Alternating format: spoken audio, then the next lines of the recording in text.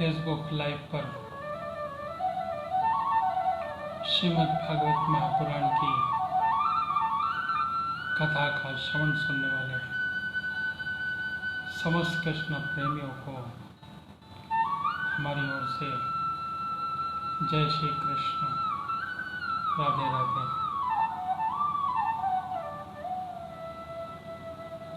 भगवान श्री राधा कृष्ण आप सभी लोगों की मंगल कामनाओं को पूर्ण करें, ऐसा हम ईश्वर से प्रार्थना करते हैं। 4 बजने पर मंगलाचरण गुरुचारण प्रारंभ होगा। इसके बाद पर श्रीमद् भागवत महापुराण की कथा का श्रवण होगा। श्री राधे श्री राधे श्री राधे श्री राधे। गोविंद शरणं गोपाल शरणं राम शरणं श्याम शरणं सीताराम शरणं राधे श्याम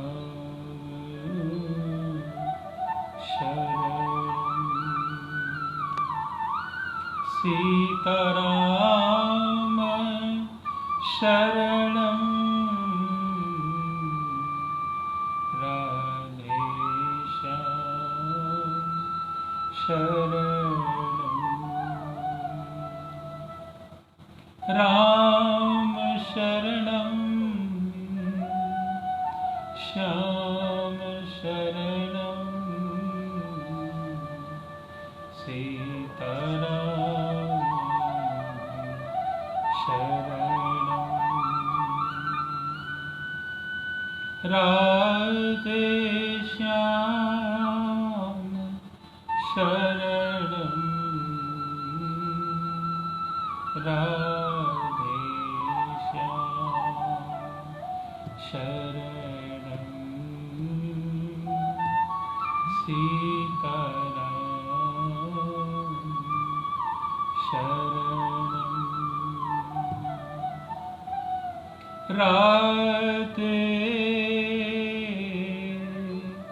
राधे राधे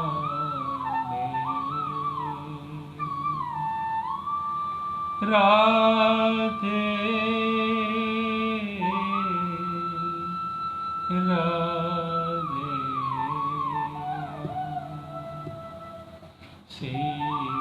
सीताराम शरणं राधे श्याम शरणं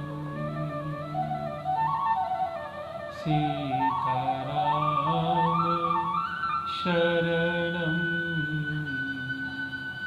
राधे श्याम शरणं। फेसबुक लाइव पर श्रीमद् भागवत महापुराण की कथा का श्रवण सुनने वाले समस्त कृष्ण प्रेमियों को हमारी ओर से पुनः जय श्री कृष्ण, राधे राधे। भगवान श्री राधा कृष्ण आप सभी लोगों की मंगल कामनाओं को पूर्ण करें, ऐसा हम ईश्वर से प्रार्थना करते हैं। 4 बजने पर मंगलाचरण गुरुचारण प्रारंभ होगा। इसके बाद पर भगवान श्री राधा कृष्ण की मंगलमय की कीर्ति का गुणगान करेंगे। 4 बज रहे हैं, आइए मंगलाचरण प्रारंभ करते हैं। बोलो श्री गणेश भगवान की जय। बोलो श्री लंबोदर महाराज की जय। बोलो श्री राधा कृष्ण भगवान की जय। बोलो श्री हनुमंत लाल की जय। बोलो श्री पितृदेवता की जय। बोलो श्रीमद् भागवत महापुराण की जय। जय जय श्री राधे, जय जय श्री राधे। त्वमेव मातास्य पितास्य त्वमेव, त्वमेव बन्धुसखास्त्वमेव, त्वमेव विद्या द्रविणं त्वमेव, त्वमेव सर्वं मम देव देवा। गुरु ब्रह्मा गुरु विष्णु गुरुदेवो महेश्वराय, गुरु साक्षात् परब्रह्म तस्मै श्री गुरुवे नमः। मंगलम भगवान विष्णु, मंगलम गरुड़ध्वज, मंगलम पुंडरीकाक्षाय, मंगलाय तनोहरि। वक्रतुंड महाकाय सूर्यकोटि संप्रभ, निर्विघ्नं कुरु मदेव सर्वकार्येषु सर्वदा। एकदन्तो महाबुद्धि सर्वेषु गणनायक, सर्वसिद्धकरो देवा गौरीपुत्र विनायक। सिन्दूरवर्णं द्विभुजं गणेशं लम्बोदरं, पद्मदले निविष्टं ब्रह्मादिदेव परिसेव्यमानं, सीतं युतं तं प्रणमामि देवम्। कपूरकारं करुणावतारं, संसारसारं जगद्गेन्द्रहारं, सदा वसन्तं हृदयारविन्दे, भवं भवानी सहितं नमामि, भवं भवानी सहितं नमामि। ॐ शान्ताकारं भुजगशयनं, पद्मनाभं सुरेशं, विश्वाधारं गगनसदृशं, मेघवर्णं सुभाग्यं, लक्ष्मीकान्तं कमलनयनं, योगनिधानगम्यं, वन्दे विष्णुं भवहरं, सर्वलोकैकनाथं। श्रीनारायण श्रीनारायण श्रीनारायण। बोलो श्री वृंदावन बिहारी लाल की जय। बोलो श्री कृष्ण वासुदेव की जय। जय जय श्री राधे, जय जय श्री राधे। आइए एक प्यारा सा भजन हो जाए।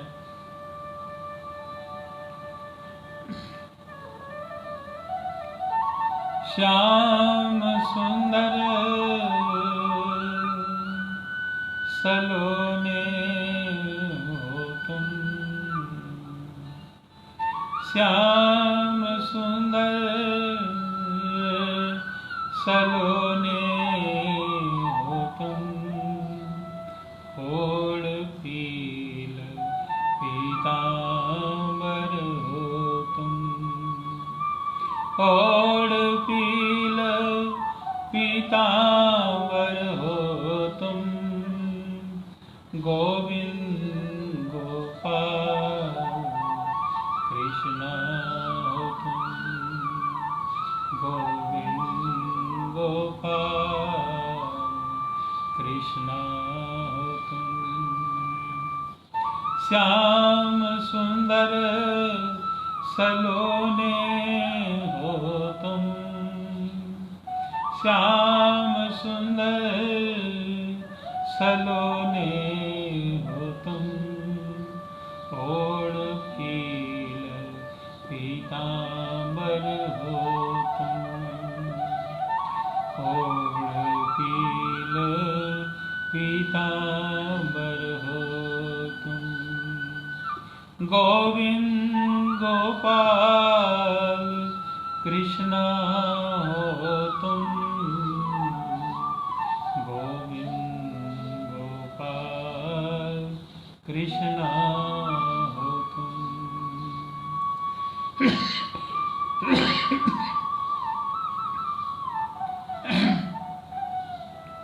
माधव मुकुंद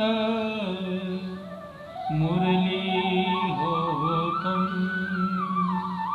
माधव मुकुंद मुरली हो तुम, चितवन नयन यशोदा के लाल तुम, चितवन नयन यशोदा के लाल हो तुम, गोविंद गोपाल कृष्ण हो तुम, गोविंद गोपाल कृष्ण हो तुम, श्याम सुंदर सलोने हो तुम, ओढ़ पील पीतांबर हो तुम, गोविंद गोपाल कृष्ण हो तुम, माखन संग माखन चोर हो तुम, माखन संग माखन चोर हो तुम, गोपियों के संग गोपाला हो तुम, गोपियों के संग गोपाला हो तुम, गोविंद गोपाल कृष्ण हो तुम, गोविंद गोपाल कृष्ण हो तुम, श्याम सुंदर सलोने हो तुम, ओढ़ पील पीतांबर हो तुम, गोविंद गोपाल कृष्ण हो तुम, गोविंद गोपाल कृष्ण हो तुम, मीरा संग गिरधर नागर हो तुम, मीरा संग गिरधर नागर हो तुम, राधा संग राधे श्याम हो तुम, राधा संग राधे श्याम हो तुम, गोविंद गोपाल कृष्ण कृष्णा हो तुम, गोविंद गोपाल कृष्णा हो तुम, श्याम सुंदर सलोने हो तुम, ओढ़ पील पीतांबर हो तुम, गोविंद गोपाल कृष्णा हो तुम, गोविंद गोपाल कृष्णा हो तुम, श्याम सुंदर सलोने हो तुम, ओढ़ पील पीतांबर हो तुम, गोविंद गोपाल कृष्णा हो तुम, गोविंद गोपाल कृष्णा हो तुम। बोलो श्याम सुंदर भगवान की जय, बोलो श्री बांके बिहारी लाल की जय, बोलो श्री वृंदावन बिहारी लाल की जय, जय जय श्री राधे, जय जय श्री राधे।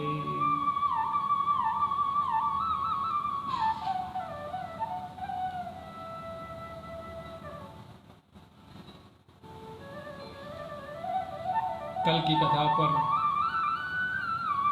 हम लोगों ने भगवान श्री कृष्ण की बातें सुन रही थी।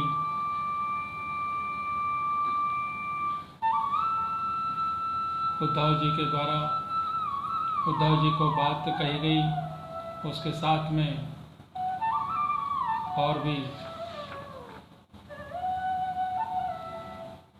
शिक्षा पद के लिए भगवान दत्तात्रेय जी को भी साथ में लिया।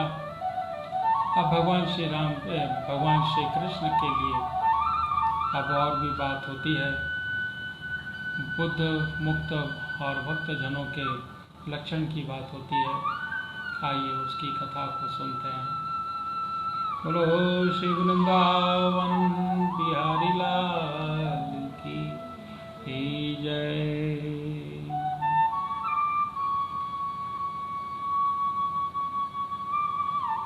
भगवान श्री कृष्ण ने कहा, प्यारे उद्धव, आत्मा बद्ध है या मुक्त है, इस प्रकार व्याख्या या व्यवहार कर मेरे अधीन रहने वाले सत्वादि गुणों से उपाधि से ही होता है।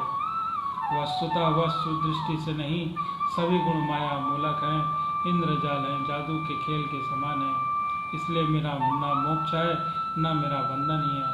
जैसे स्वप्न बुद्धि का विदर्थ है, उसमें बिना किसी ही भासता है, मिथ्या है, वैसे ही शोक मोह सुख और दुख आदि शरीर की उत्पत्ति मृत्यु यह सब संसार का ही बखेड़ा माया के कारण प्रतीत होने वाला वास्तविक नहीं है। उद्धव, शारीरिक धाइयों को मुक्त का अनुभव कराने वाली आत्मविद्या, बंधन का अनुभव कराने वाली अविद्या, ये दोनों ही मेरे अनादि शक्तियाँ हैं। मेरे माया से इनकी रचना हुई है, इनका कोई वास्तविक अस्तित्व नहीं है। भाई, तुम तो स्वयं ही बड़े बुद्धिमान हो, विचार करो। जीव तो एक ही है, तो सब व्यवहार मेरे लिए मेरे अंश के रूप में कल्पित हुआ है। वस्तुतः मेरा स्वरूप ही है। आत्मज्ञान संपन्न प्रमुख होने के कारण मुक्त रहते हैं और आत्मा का ज्ञान न होने से बुद्ध होते हैं। यह ज्ञान ही अनादि होने के कारण बंधन भी अनादि कहलाता है। इस प्रकार मुझसे धर्म में अनेक प्रकार के जो शोक आनंद रूप विरुद्ध धर्म जानने वाले जान पड़ते हैं और भक्त और मुक्त जीव का भेद मैं बताता हूँ। जीव और ईश्वर का बुद्ध मुक्त के भेद से भिन्न भिन्न होने पर भी एक ही शरीर में नियता और नियंत्रित रूप से नियंत्रित है। ऐसा समझो कि शरीर एक वृक्ष है, इसमें हृदय का घोंसला बनाकर जीव, उसमें ईश्वर नाम के दो पक्षी रहते हैं। ये दोनों इस चेतन होने के कारण समान है, कभी न बिछड़ने के कारण सखा है। इनके निवास स्थान करने का कारण केवल लीला ही है। इसमें समानता होने पर भी जीव को ही शरीर रूप से वृक्ष के फल सुख भोग आदि भोगता है, परंतु ईश्वर न उन्हें भोग कर कर्म फल सुख भोग आदि से ही असंग और उसका साक्षी मात्र रहता है। अभोक्ता होने पर भी ईश्वर की विलक्षणता है कि वह ज्ञान ऐश्वर्य आनंद और सामर्थ्य आदि में भोक्ता जीव से बढ़कर है।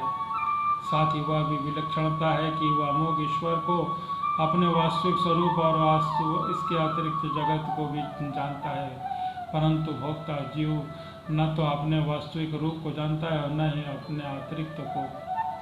वह दोनों में ही जीव तो अविद्या से ही युक्त प्रमाण होने से नित्य बुद्ध है और ईश्वर विद्या रहित होने के कारण नित्य मुक्त है। प्यारे उद्धव, ज्ञान संपन्न पुरुष भी मुक्त ही है। जैसे स्वप्न टूट जाने पर जगा हुआ पुरुष स्वप्न के माया मानस शरीर से ही कोई संबंध नहीं रखता, वैसे ज्ञानी पुरुष सूक्ष्म शरीर होने पर भी उनसे किसी प्रकार का संबंध नहीं रखता, परंतु अज्ञानी पुरुष वास्तव में शरीर में कोई संबंध न रखने के कारण शरीर में ही स्थित रहता है। जैसे स्वप्न देखने वाला पुरुष स्वप्न देखते समय स्वाप्निक शरीर में बंध जाता है। व्यवहारिक इंद्रियां शब्द स्पर्श आदि विषयों को ग्रहण करते हैं, क्योंकि यह तो नियम ही है, गुण ही है, उन गुण को ग्रहण करते हैं, आत्मा नहीं। इसलिए जिसने अपने निर्विकार आत्मा रूप को समझ लिया है वह उन विषयों को गृह त्याग में किसी भी प्रकार का अभिमान नहीं करता है। यह शरीर प्रारब्ध के अधीन है। इसके मानसिक जितने भी कर्म होते हैं सब गुणों से प्रेरणा होते हैं। गाने या झूठ मूठ अपने उन त्याग आदि कर्मों का कर्ता मान बैठता है और इसी अभिमान के कारण वह बंध जाता है। प्यारे उद्धव, पूर्वोक्त पद्धति से विचार करके विवेकी पुरुष समस्त विषयों के विरक्त रहता है और सोने बैठने घूमने फिरने नहाने देखने छूने सूंघने और खाने सुनने और क्रियाओं से अपने को कर्ता नहीं मानता बल्कि गुणों को ही कर्ता मानता है। गुणी सभी कर्मों के कर्म भोगता है, ऐसा जानकर विद्वान पुरुष कर्म वासना फलों से नहीं बनते, वे प्रकृति में ही रहकर वैसे ही अभंग रहते हैं। जैसे स्पर्श आदि से आकाश, जल की आर्द्रता आदि से ही सूर्य, गंध आदि से वायु रहती है। उसके निर्मल बुद्धि से तलवार असंग भावना की मान सखा से तीखी हो जाती है और वे अपने सारे संशय संदेहों को काट कर कूट कर फेंक देते हैं। जैसे कोई स्वप्न में आग उठा रहा हो, उसी प्रकार वे भेद बुद्धि से भय से मुक्त हो जाते हैं। जिनमें प्राण इंद्रिय मन बुद्धि की समस्त चेष्टाएं बिना संकल्प की होती हैं, वे देह में स्थित रहकर भी उनमें गुणों में मुक्त रहते हैं। उन तत्व मुक्त पुरुषों के शरीर को चाहे हिंसक लोग पीड़ा पहुंचाए या चाहे कोई भी देवभोग से पूजा करने लगे, वे तो किसी के सताने से दुखी होते हैं, न पूजा करने से सुखी होते हैं। जो समदर्शी महात्मा गुण और दोष की भेद बुद्धि दृष्टि ऊपर से उठ गए और न काम करने वाले की स्तुति करते हैं और न ही बुरा करने वाले की निंदा करते हैं, न तो किसी बात की अच्छी सुनकर सराहना करते हैं, न ही बुरी बात कर किसी को झिड़ते ही हैं। चिमुख पुरुष न तो भला अच्छा काम करते ही, न तो भला बुरा कहते हैं, न ही सोचते हैं। वे व्यवहार में अपने समान वृत्ति रखकर आत्मानंद में मग्न रहते हैं और जड़ के समान मानो कोई मूर्ख हो तो इस प्रकार विचरण करते रहते हैं। प्यारे उद्धव, जो पुरुष वेदों का परगामी विद्वान हो परंतु पर ब्रह्म से ज्ञान से शून्य हो, उसके परिश्रम का कोई फल है, वह वैसा ही है जैसे बिना दूध की गाय का पालने वाला। दूध न देने वाली गाय, व्यभिचारिणी स्त्री, पराधीन स्त्री, दुष्ट पुत्र, सत्ता पात्र के प्राप्त होने पर भी दान न किया हुआ धन मेरे गुणों से रहित वाणी व्यर्थ है। इन वस्तुओं को रखवाली करने वाला सुख दुखी भोगता है। इसलिए उद्धव, जिस प्राणी में जगत की उत्पत्ति स्थिति और प्रलय रूप में मेरी लोक व पावन लीला का वर्णन न हो, वह लीला अवतारों में मेरे लोकप्रिय राम कृष्ण आदि अवतारों का भी जिसमें यशोगान न हो, वह वाणी संध्या है, वह वंद्या है।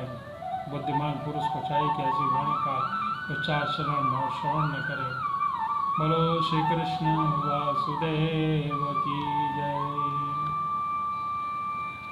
प्रिय उद्धव, जैसा कि ऊपर वर्णन किया गया है कि आत्म जिज्ञासा विचार के द्वारा आत्मा में जो अनेकता में भ्रम और उसके दूर करते हुए मुझे सर्वव्यापी परमात्मा में अपना मन लगा दे, संसार के व्यवहारों में मार्ग हो जाए। यदि तुम अपना मन ब्रह्म में स्थिर न कर सको तो सारे कर्म निरपेक्ष होकर ही मेरे लिए करो। मेरी कथाएं समस्त लोगों को पवित्र करने वाले और कल्याण और स्वरूपणी है। श्रद्धा के साथ उन्हें सुनना चाहिए। बार बार मेरे अवतार लीलाओं का गान स्मरण और अभिनय करना चाहिए। मेरे आश्रित रहकर भी मेरे लिए कर्म धर्म अर्थ का सेवन करना चाहिए। मेरे उद्धव जो ऐसा कार्य करता है मुझे अविनाशी पुरुष के प्रति अनन्य प्रेममय भक्ति भाव हो जाती है। भक्ति की प्राप्ति सत्संग से प्राप्ति होती है। जिससे भक्ति हो जाती है वो मेरी उपासना करता है, मेरे सानिध्य का अनुभव करता है। इस प्रकार जब उसका अंतर्करण शुद्ध हो जाता है तब वह शांत उपदेशों के अनुसार उनके द्वारा परम पद को वास्तविक पर सहज ही प्राप्त हो जाता है। उद्धव जी ने पूछा कि भगवान बड़े बड़े संत आपकी कीर्ति का गान करते हैं, कृपया आप बतलाइए कि आपके विचार से संत पुरुष क्या कारण लक्षण है, आपके प्रति कैसी करनी चाहिए जिसका संत लोग आदर करते हैं। भगवान आप ही ब्रह्मा आदि श्रेष्ठ देवता सत्यादि लोक चराचर जगत के स्वामी हैं। मैं आपका विनीत प्रेमी और शरणागत भक्त हूँ। अतः आप मुझे भक्ति और भक्त का रहस्य बतलाइए। भगवान मैं जानता हूँ कि आप प्रकृति से परे पुरुषोत्तम एवं कदाचित स्वरूप का ब्रह्म हैं। आपके भिन्न कुछ भी नहीं है, फिर भी आपके लीला के लिए शिक्षा से ही यह शरीर अलग करके अवतार ग्रहण किया है। इसलिए वास्तव में आप ही भक्ति और भक्त का रहस्य बतला सकते हैं। भगवान श्री कृष्ण ने कहा कि प्यारे उद्धव, मेरा भक्त कृपा की मूर्ति होता है। वह किसी भी प्राणी से बैर भाव नहीं रखता और घोर से घोर दुख भी प्रसन्नतापूर्वक सहता रहता है। उसके जीवन का सार है सत्य। उसमें मन में किसी प्रकार की काम वासना नहीं रहती। वह समदर्शी और उसका भला करने वाला होता है। उसकी बुद्धि कामनाओं में कुपित नहीं होती। वह स्वयं भी मधुर स्वभाव और पवित्र होता है। संग्रह परिग्रहण से सर्वदा दूर रहता है। किसी भी वस्तु के लिए वह कोई चेष्टा नहीं करता। परिमित भोजन करता है, शांत रहता है और उसकी बुद्धि भी स्थिर रहती है। उसे केवल मेरा ही भरोसा रहता है। वह आत्म तत्व के चिंतन में सदा संलग्न रहता है। वह प्रमाद रहित गंभीर स्वभाव धैर्यवान होता है। भूख प्यास शोक मोह जन्म मृत्यु के क्षय उनके वश में रहते हैं और वह स्वयं भी किसी वस्तु किसी के प्रकार का सम्मान नहीं चाहता, परंतु दूसरों का सम्मान करता रहता है। मेरे संबंध की बातें तो दूसरे समझाने में बड़ा निपुण होता है और सभी के साथ मित्रता का व्यवहार करता है। उसके हृदय में करुणा भरी रहती है। मेरे तत्व का उसे यथार्थ ज्ञान होता है। प्रिय उद्धव, मेरे वेदों और शास्त्रों के रूप में मनुष्यों के धर्म का उपदेश किया है। उसके पालन में अंतःकरण शुद्धि और उल्लंघन से नरक आदि दुख प्राप्त होते हैं। परंतु मेरा जो भक्त उन्हें भी अपने ध्यान आदि से विक्षोभ त्याग समझकर त्याग देता है और केवल मेरे ही भजन में लगा रहता है, वह परम संत है। मैं कौन हूँ, कितना बड़ा हूँ, कैसा हूँ, इस बातों को जाने न जाने कितने, किंतु जो अनन्य भाव से मेरा भजन करते हैं वे मेरे विचार से मेरे परम भक्त हैं। बोलो श्री कृष्ण वासुदेव की जय। प्यारे उद्धव, मेरी मूर्ति और मेरे भक्त जनों का दर्शन स्पर्श पूजा सेवा स्तुति स्तुति प्रणाम करके मेरे गुण और कर्मों का कीर्तन करें। उद्धव, मेरी कथा सुनने में जो श्रद्धा रखे और निरंतर मेरा ध्यान करता रहे, जो कुछ मिले वह मुझे समर्पित कर दे और धर्म भाव से मुझे आत्मनिवेदन करे। मेरे दिव्य जन्म और कर्मों की चर्चा करे। जन्माष्टमी रामनवमी आदि पर्वों का आनंद मनावे और संगीत नृत्य बाजे और समाज शास्त्रों के द्वारा मंदिर में उत्सव करावे। वार्षिक त्योहारों के दिन मेरे स्थानों की यात्रा करे, जुलूस निकाले और विविध उपहारों से मेरी पूजा करे। वैदिक और तांत्रिक पद्धति से दीक्षा ग्रहण करे और मेरे व्रतों का पालन करे। मंदिरों में मेरी पूजा की स्थापना में श्रद्धा रखे। यदि वह काम अकेला न कर सके तो औरों को साथ मिलकर उद्योग करे। मेरे लिए पुष्प वाटिका बगीचे कीड़ा स्थान और नगर मंदिर बनवाए। सेवक की भांति श्रद्धा भक्ति के साथ निष्कपट भाव से मेरे मंदिरों को सेवा सत्युका करे। बहारे झाड़े लिपे पोते झड़काव करे और तरह तरह के चौक पूरे। अभिमान न करे, दम्भ न करे, शादी व शुभ कर्मों का ढिंडोरा न पिटे। प्रिय उद्धव, मेरे चढ़ावे की अपने काम के लगाने की बात से दूर रही। मुझे समर्पित दीपक के प्रकाश से अपना काम न ले। किसी दूसरे देवता की चढ़ाई हुई वस्तु मुझे न चढ़ावे। संसार में जो वस्तु अपने को प्रिय अपने अभिष्ट जान पड़े वह मुझे समर्पित कर दे। ऐसा करने से वह मुझे अनंत फल देने वाली हो जाएगी। भद्र, सूर्य, अग्नि, ब्राह्मण, गौ, वैष्णव, आकाश, वायु, जल, पृथ्वी, आत्मा, समस्त प्राणी, ये सब मेरी पूजा के स्थान हैं। प्यारो द त्रिवेद, यजुर्वेद और सामवेद में के मंत्रों के द्वारा मेरी पूजा में करनी चाहिए। हवन के द्वारा अग्नि में, आतिथ्य द्वारा श्रेष्ठ ब्राह्मण में और हरी हरी घास आदि के द्वारा गांव में मेरी पूजा करी जाए। भाई बंधु के समान सत्कार के द्वारा वैष्णव में निरंतर ध्यान करे लगे रहने से, हृदय आकाश में मुख्य प्राण समझाने से, वायु में जल पुष्प आदि सामग्रियों के द्वारा जल में मेरी आराधना की जाती है। गुप्त मंत्रों द्वारा न्यास करके मिट्टी में, वेदी में उपयुक्त भोगों द्वारा आत्मा में समदृष्टा और संपूर्ण प्राणियों में मेरी आराधना करनी चाहिए। क्योंकि मैं सभी में क्षेत्र में आत्मा के रूप में स्थित हूँ। इन सभी स्थानों में शंख, चक्र, गदा, पद्म धारण किए हुए 4 भुजाओं वाले शांति मूर्त श्री भगवान विराजमान है। ऐसा ध्यान करते हुए एकाग्रता के साथ मेरी पूजा अर्चना करना चाहिए। इस प्रकार जो मनुष्य एकाग्र चित्त से यज्ञ आदि, इष्ट और कुआं, बावली बनवाना आदि पूर्व कर्मों के द्वारा मेरी पूजा करता है, मेरी श्रेष्ठ भक्ति प्राप्त होती है और संत पुरुषों की सेवा करने से मेरे स्वरूप का ज्ञान भी हो जाता है। प्यारे उद्धव, मेरा ऐसा निश्चय है कि सत्संग और भक्ति योग, इन 2 साधनों के द्वारा एक ही साथ अनुष्ठान करते रहना चाहिए। प्राय इन दोनों के अतिरिक्त संसार सागर से प्राप्त होने का कोई भी उपाय नहीं है, क्योंकि संत पुरुष मुझे अपना आश्रय मानते हैं और मैं सदा सर्वदा उनके पास बना रहता हूँ। प्यारे उद्धव, अब मैं तुम्हें एक अत्यंत गोपनीय परम रहस्य की बात बताऊंगा, क्योंकि तुम मेरे प्रिय सेवक, हितैषी, सुहृद और प्रेमी सखा हो, साथ सुनने के भी इच्छुक हो। बोलो श्री कृष्ण वासुदेव की जय। भगवान श्री कृष्ण कहते हैं कि प्रिय उद्धव, जगत में जितनी आसक्तियां हैं उससे सत्संग नष्ट कर देता है। यही कारण है कि सत्संग जिस प्रकार मुझे वश में कर लेता है, जैसा साधन न योग्य है, न सांख्य है, न धर्म पालन है, स्वाध्याय, तपस्या, त्याग, इष्टा पूर्ति और दक्षिणा से भी मैं वैसा प्रसन्न नहीं होता। कहाँ तक कहूँ, व्रत, यज्ञ, वेद, तीर्थ, यम नियम भी सत्संग के समान मुझे वश में कर लेने में समर्थ नहीं है। निष्पाप उद्धव जी, यह एक युग की बात नहीं, यह सभी युगों की एक सी बात है। सत्संग के द्वारा ही दैत्य, राक्षस, पशु, पक्षी, गंधर्व, अप्सरा, नाग, सिद्ध, चारण, गुहक और विद्याधरों को मेरी प्राप्ति हुई है। वैश्यों में वैश्य, शूद्र, स्त्री, अनंत आदि रजोगुणी, तमोगुणी प्रकृति के बहुत से जीवों में मेरा परम पद प्राप्त किया है। वत्सासुर, प्रहलाद, वृषवर्षा, बलि, बाणासुर, मायादाव, विभीषण, सुग्रीव, हनुमान, जामवंत, गजेंद्र, जटायु, तुलाधार, वैश्य, धर्म, व्याध, कुंजा आदि ब्रज की गोपियाँ, यज्ञ पत्नियाँ, दूसरे लोग भी सत्संग के प्रभाव से ही मुझे प्राप्त कर सके हैं। उन लोगों ने वेदों का स्वाध्याय किया था और न ही विधि पूर्वक वहाँ पुरुषों की उपासना की है। इसी प्रकार उन्होंने कुछ चंद्रयान आदि न तपस्या की है, बस केवल सत्संग के ही प्रभाव से मुझे प्राप्त हो गए हैं। गोपियाँ, गाय, यमला, चूर्ण आदि वृक्ष, व्रज के हिरण आदि पशु, काली आदि नाग, ये तो साधन साध्य के संबंध में सर्वदा ही मूढ़ बुद्धि थे। इतने ही नहीं, ऐसे ऐसे बहुत से हो गए हैं जिन्होंने केवल प्रेम पूर्वक भाव से ही अनायासी मेरी प्राप्ति कर ली है और कृत्य हो गए। उद्धव, बड़े बड़े प्रयत्नशील साधक योग, सांख्य, ध्यान, व्रत, तपस्या, श्रुतियों की व्याख्या, स्वाध्याय और संन्यास आदि के साधनों के द्वारा मुझे प्राप्त नहीं कर सकते, परंतु सत्संग के द्वारा मैं तो अत्यंत सुलभ हो जाता हूँ।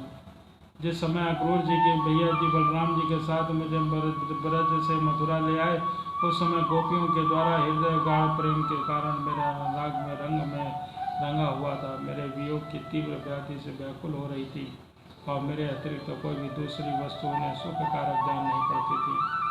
तुम जानते हो कि मैं भी उनका एकमात्र प्रियतम हूँ। जब भी मैं वृंदावन में था तब उन्होंने बहुत सी रात्रियाँ विरास की रात्रियाँ मेरे साथ आधे क्षण के समान बिता दी, परंतु प्यारे तो मेरे बिना ही रात्रियाँ उनके लिए एक कल्प के समान हो गई। जैसे बड़े बड़े ऋषि मुनि समाधि स्थित होकर गंगा आदि बड़ी बड़ी नदियाँ समुद्र में मिलकर अपने नाम को खो देती हैं, वैसे गोपियाँ परम प्रेम के मुझ में इतनी तन्मय हो गई थी कि इन्हें लोक परलोक शरीर अपने बताने व कहलाने वाले पुत्र आदि की शुद्ध बुद्धि नहीं रहती थी। और दो उन गोपियों में बहुत सी तो ऐसी थी जिन्होंने व्यवहारिक वास्तविक रूप को नहीं जानती, वे भगवान न जानकर केवल प्रियतम ही समझती थी, जार भाव से मुझसे मिलने की आकांक्षा क्या करती थी। तो साधनहीन सैकड़ों हजारों अबलाओं ने केवल संग से प्रभाव से ही मुझ पर ब्रह्म को प्राप्त कर लिया। इसलिए उद्धव जी, तुम श्रुति स्मृति विधि विधेन प्रवृत्ति निवृत्ति और सुनने योग्य सुनने जिसका विषय परित्याग करके सर्वत्र मेरी भावना से समस्त प्राणियों के आत्मा स्वरूप मुझ में एक ही शरण संपूर्ण रूप से ग्रहण करो, क्योंकि मेरी शरण में आ जाओ तो तुम मेरे सर्वथा निर्भय हो जाओगे। बोलो श्री कृष्ण वासुदेव की जय। उद्धव जी ने कहा कि संकादिक योगेश्वरों के भी परमेश्वर प्रभु, ये तो आपका उपदेश सुन रहा हूँ, परंतु मेरे मन में संदेह नहीं मिट रहा है, क्योंकि मुझे सर्व धर्मों का पालन करना चाहिए या सब कुछ छोड़कर अपनी शरण ग्रहण करनी चाहिए, कि मेरा मन इसी दुविधा में लटक रहा है। कृपा करके आप मुझे भली भांति समझाइए। श्री कृष्ण ने कहा कि प्रिय उद्धव, जिस परमात्मा परोक्ष रूप से वर्णन किया जाता है वो केवल परोक्ष और अपरोक्ष ही है, क्योंकि वे निखिल वस्तुओं को सत्ता निवृत्ति ज्ञान जीवन दान करने वाले हैं। वही नाद स्वरूप परावाणी नामक प्राण के साथ मूलाधार चक्र में प्रवेश करते हैं और उसके बाद मणिपूर्वक चक्र नाभि स्थान में जाकर प्रशांति वाणी का मनोरथ सूक्ष्म रूप धारण करते हैं। तदंतर काष्ठ प्रदेश में स्थित विशुद्ध नामक चक्र में आते हैं और वहाँ मध्यमा वाणी में रूप में व्यक्त होते हैं। फिर क्रमशः मुख में आकर स्वर्वादि मात्रा उन्माद उन्मत अनुदात आदि स्वर तथा कर्करादि वर्ण रूप स्थूल वैखरी आणी का रूप ग्रहण कर लेते हैं। अग्नि आकाश में उष्मा और विशुद्ध में रूप में अवस्थित रूप में स्थित होती है। जब बलपूर्वक काष्ठ दमन किया जाता है, जब वायु की सहायता से वह पहले अत्यंत सूक्ष्म चिंगारी के रूप में प्रकट होती है, फिर आहुति देने पर प्रचंड रूप में धारण कर लेती है। वैसे मैं भी पर ब्रह्म शब्द से क्रमशः परा प्रशांति मध्यमा और वैखरी वाणी के रूप में प्रकट होता हूँ। इसी प्रकार बोलना, हाथ में काम लेना, पैरों में चलना, मूत्रेंद्रिय बुधा से मल मूत्र त्यागना, सूंघना, चखना, देखना, छूना, सुनना, मन में संकल्प विकल्प करना, मन में संकल्प समझना, अहंकार के द्वारा व अभिमान करना, महत्ता के रूप में उसको ताना बाना बोलना, सत्वगुण रजोगुण तमोगुण के सारे विकार कहा कि कहूँ समस्त कर्ता कर्म मेरी ही अभिव्यक्तियाँ हैं। यह सबको जीवित करने वाला परमेश्वर है। यह त्रिगुण ब्रह्मांड कमल का कारण है। यह पुरुष पहले ही अव्यक्त था, जैसे उपजाऊ खेत में बोया हुआ बीज शाख पत्र आदि अनेक रूप धारण कर लेता है, वैसे कालगति का माया का आश्रय लेकर शक्ति के साथ विभाजन के द्वारा परमेश्वर ही रूपों में प्रतीत करने लगता है। जैसे धागों के तारे बाने और वस्त्र उत्प्रोत रहता है, वैसे ही विश्व परमात्मा में ही उत्प्रोत रहता है। जैसे सूत के बिना वस्त्र का अस्तित्व नहीं रहता है, किंतु सूत वस्त्र के बिना रह सकता है, वैसे ही जगत के न रहने पर परमात्मा रहता है, किंतु जगत परमात्मा रूप में ही है।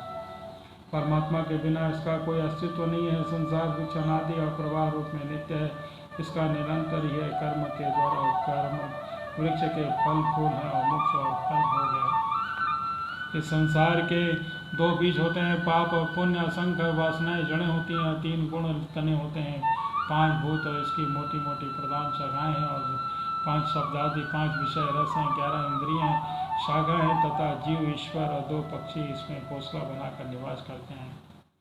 इस वृक्ष में वात पित्त और कफ रूप में 3 तरह की छाल है। इसमें तरह के फल भोगते हैं, सुख और दुख है। इस विशाल वृक्ष सूर्य मंडल में फैला हुआ है, जो गृहस्थ शब्द रूप में रस आदि विषयों में फंसे हुए हैं, वे कामना के भरे हुए होने के कारण गिद्ध रूप में समान है। इस वृक्ष का रूप फल भोगते हैं, क्योंकि वे अनेक प्रकार के कर्मों का बंधन में फंसे रहते हैं, जो अवर्णवासी परमहंस विषयों में विरक्त होते हैं। वैसे वंश इस वृक्ष में राजहंस के समान है और वे इसका सुखपूर्वक फल भोगते हैं। फिर उद्धव, वास्तव में मैं ही एक हूँ, जो मेरा अनेकों प्रकार का रूप है। यह तो केवल माया है। इस बात का गुरुओं के द्वारा समझ लेता है कि वह वास्तव में समस्त वेदों का रहस्य जानता है। अतः उद्धव तुम इस प्रकार गुरुदेव की उपासना रूप अनन्य भक्ति के द्वारा अपने ज्ञान की कुल्हाड़ी की तीव्र कर लो और उसके द्वारा धैर्य और सावधानी से जीव का भाव को काट डालो। फिर परमात्मा स्वरूप होकर उस पृथ्वी का अस्त्रों को भी छोड़ दो और अपने अखंड रूप में स्थित हो जाओ। बोलो श्री कृष्ण वासुदेव की जय। भगवान श्री कृष्ण कहते हैं, प्रिय उद्धव, सत्व रज और तम ये तीन गुण बुद्धि प्रकृति के ही आत्मा है, आत्मा के नहीं। सत्व के द्वारा रज और तम इन दो गुणों पर विजय प्राप्त कर लेनी चाहिए। तदंतर सत्व गुण की शांत वृद्धि के द्वारा उसकी दया आदि वृत्तियों को शांत कर देना चाहिए। तब सत्व गुण की वृद्धि होती है, तब जीव मेरे भक्ति रूप में स्वधर्म की प्राप्ति होती है। निरंतर सात्विक वस्तुओं का सेवन करने से सत्व गुण की वृद्धि होती है, तब मेरे भक्ति रूप स्वधर्म में प्रवृत्ति होने लगती है। जिस धर्म में पालन में सत्व गुण की वृद्धि हो जाती है, वही सर्वश्रेष्ठ व रजोगुण तमोगुण को नष्ट कर देता है। तब वे दोनों नष्ट हो जाते हैं, तब उन्हीं के कारण होने वाला धर्म में शीघ्र ही मिट जाता है।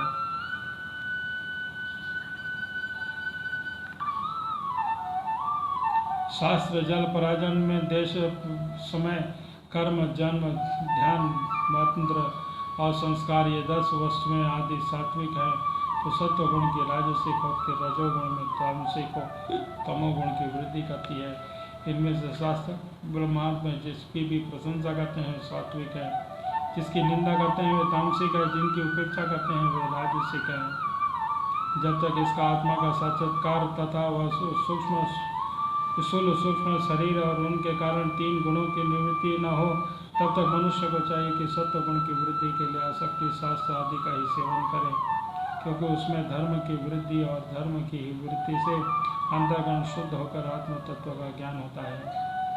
बांसों की आग पैदा होती है और वह आग वन को जलाकर शांत हो जाती है, वैसा ही शरीर गुण में वैन में भाव उत्पन्न होता है।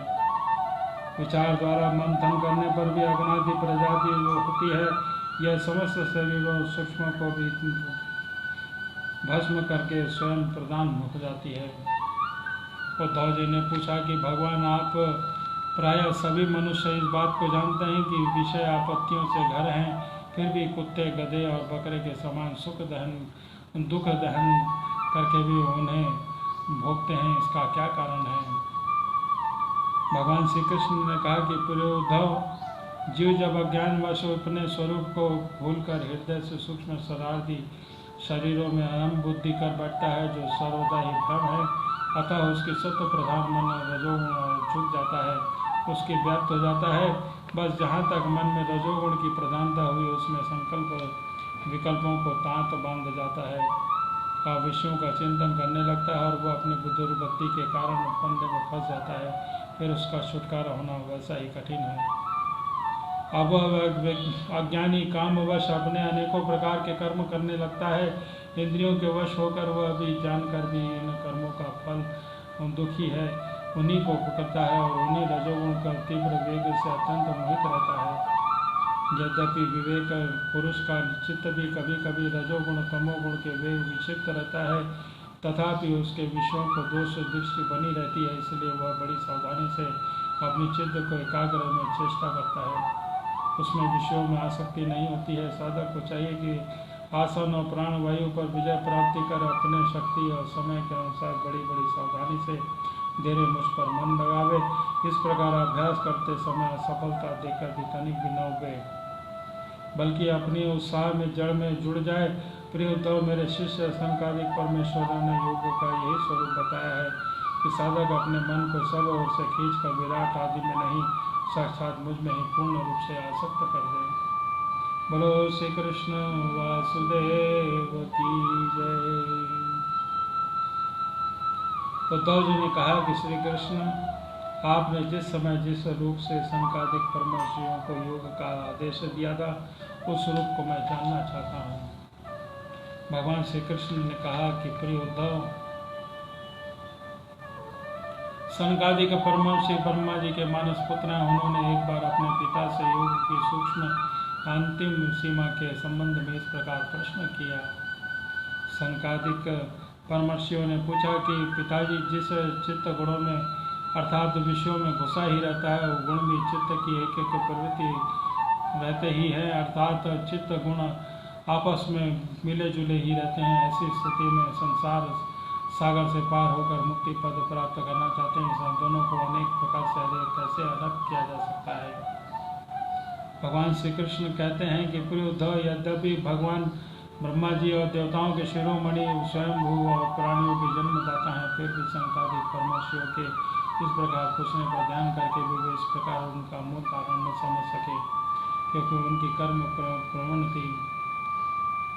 उद्धव, इस समय ब्रह्मा जी के इस प्रश्न का उत्तर देने के लिए भक्ति भाव से मेरा चिंतन किया, और जब मैं हंस का रूप धारण करके उनके सामने प्रकट हुआ, मुझे देखकर सनकादिक ब्रह्मा जी को आगे करके मेरे पास आए और उन्होंने मेरे चरणों की वंदना करके मुझसे ही पूछा कि आप कौन हैं।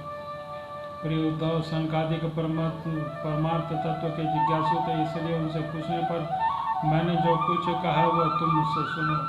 ब्राह्मणों, यदि परमार्थ रूप में तुम नानात्व तो सर्वथा रहित हो, तब आत्मा के संबंध में आप लोग ऐसा प्रश्न कैसे युक्त संगत हो सकता है?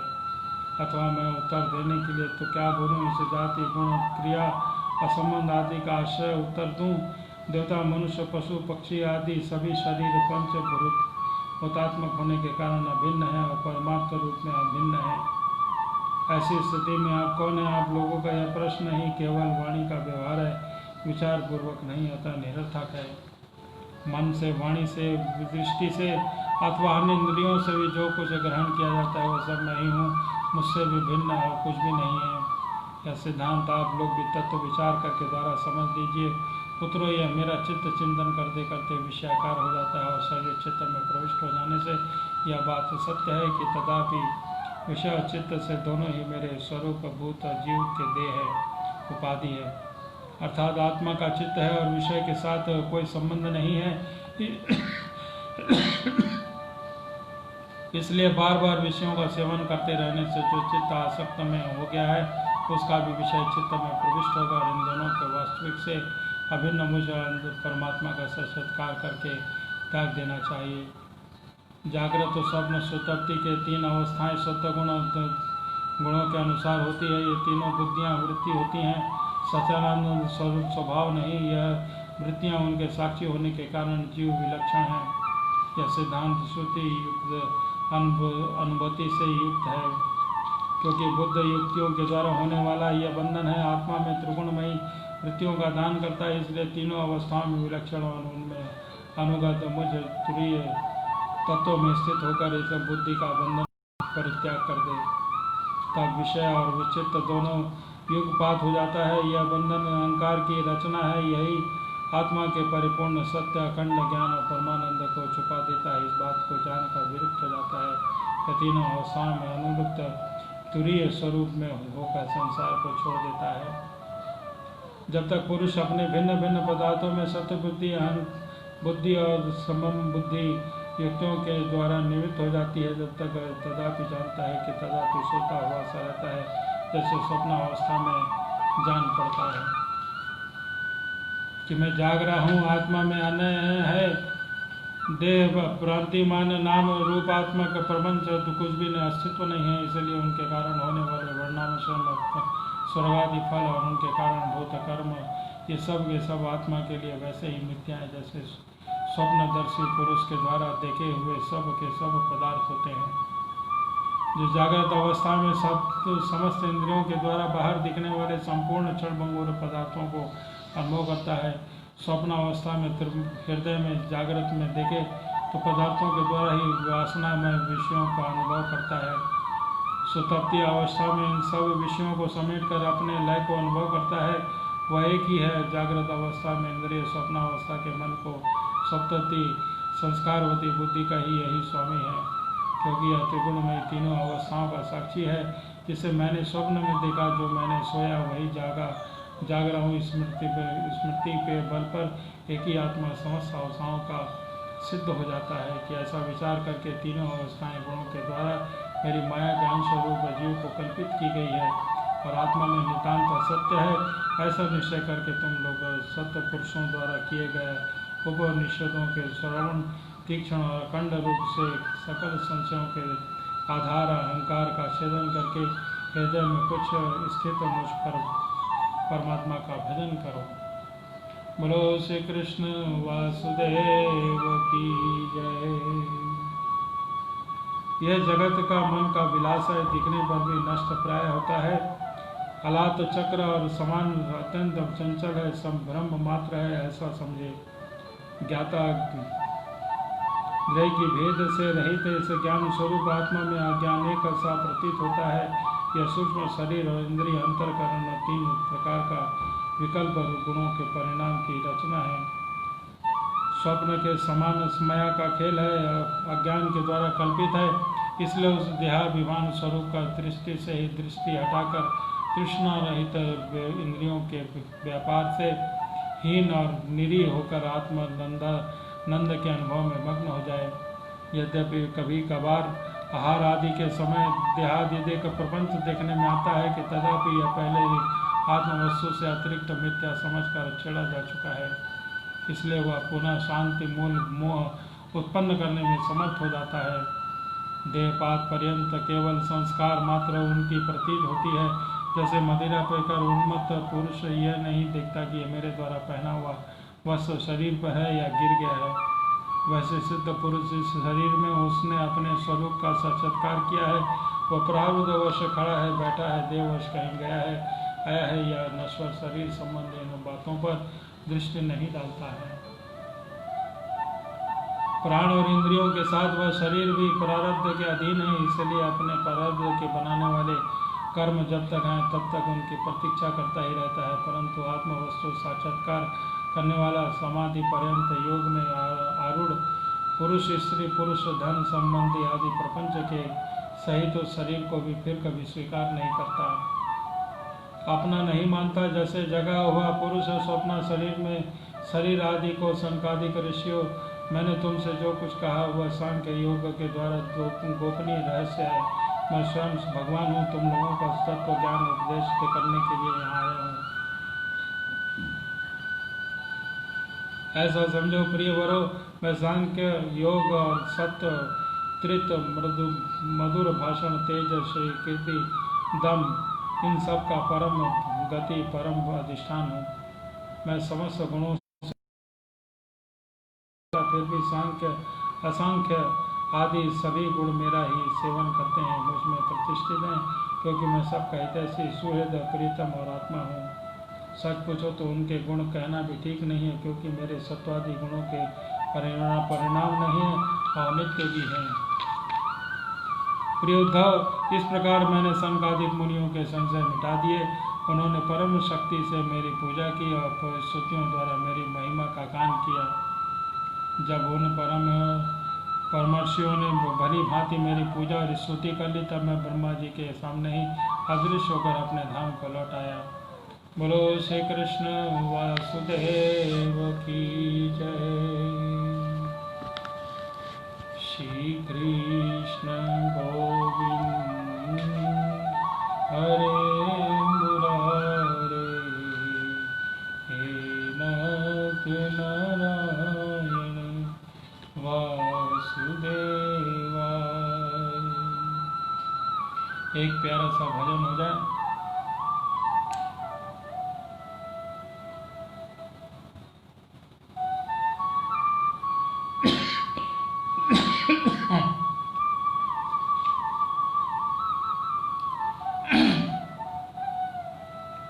श्याम राधे कोई न कहता,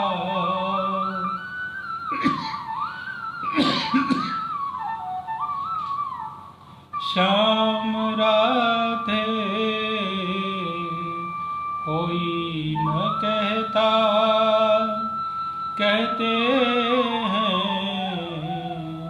राधे श्याम, कहते राधे श्याम, कहते हैं राधे जन्म जन्म भाग्य जगा दे, जन्म जन्म भाग्य जगा दे, एक राधा का, एक राधा का नाम, राधा श्यामा था, राधा के बिना श्यामा था, कहते राधे श्याम, कहते राधे श्याम, राधे श्याम, राधे बोलो राधे राधे राधे राधे, बोलो राधे राधे, बोलो राधे राधे, राधे हरि हरि श्याम, राधे हरि व्यर्थ पड़ा माला बिन मोती, व्यर्थ पड़ा माला बिन मोती, व्यर्थ रही दीपक बिन ज्योति, व्यर्थ रही दीपक बिन ज्योति, चंदा जैसा चंदा बिना चांदनी जैसे, चंदा बिना चांदनी जैसे, सूरज बिना धूप न होती, सूरज बिना धूप न होती। राधा ने कहा, बिना राधा ने कहा, पूरा नट नागर का नाम, पूरा नट नागर का नाम, बोलो राधे राधे, बोलो राधे राधे, बोलो राधे राधे, श्री राधे हरि हरि श्याम, श्री राधे हरि हरि श्याम, श्याम राधे कोई न कहता, कहते राधे श्याम, राधे श्याम, जन्म जन्म भाग्य जगा दे, एक राधा का नाम, जन्म जन्म भाग्य जगा दे, एक राधा का नाम, राधा के बिना श्यामा था, राधा के बिना श्यामा था, बोलो राधे श्याम, बोलो राधे श्याम, बोलो राधे श्याम, बोलो राधे श्याम, बोलो राधे श्याम।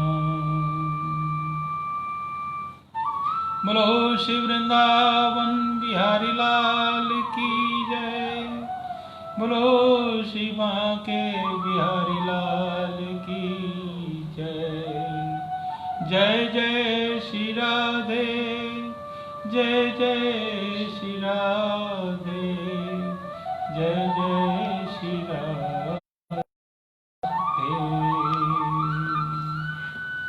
आज की कथा को हम यहीं पे विराम करते हैं। कल की कथा को पुनः 3:55 पर हाजिर होंगे। तब तक के लिए सभी को जय श्री कृष्ण, राधे राधे।